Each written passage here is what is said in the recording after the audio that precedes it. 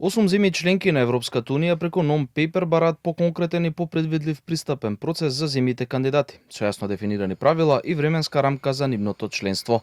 Во документот зад кој стојат Австрија, Хрватска, Чешка, Грција, Унгарија, Италија, Словачка и Словенија, се нагласува дека процесот мора да остане заснован на заслуги, при што секоја држава ќе напредува според сопствените реформи.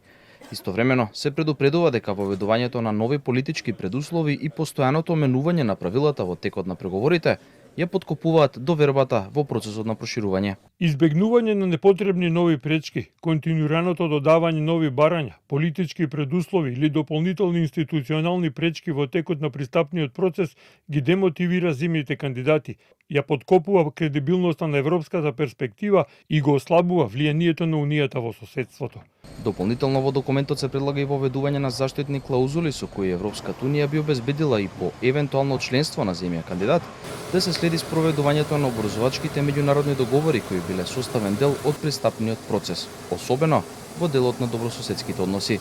Сепак, според авторите, ваквите одредби не би воведувале нови барања и услови, туку би гарантирале исполнување на веќе преземените обврски. Заштитните клаузули кога е соодветно би можеле да се приспособат за да обезбедат продолжување на спроведувањето и по пристапувањето на обврзувачките меѓународни договори што представувале суштински дел од пристапниот процес на една земја кандидат, особено во контекст на добрососедските односи. Таквите одредби не би создале нови обврски, туку би ги зајакнале обврските што веќе биле составен дел од условите за пристапување. Non-paperот доаѓа еден месец по француско-германската иницијатива со која Макрон и Мерц од самитот Европска унија Западен Балкан во Тиват предложија нов модел за постепена интеграција во Унијата. Во документот покрај постепеното вклучување во одделни политики и во заедничкиот европски пазар пред полноправно членство на земјите кандидатки, се предлагаше и воведување на процес на интеграција врз основа на јасно дефинирани етапи и преодни фази.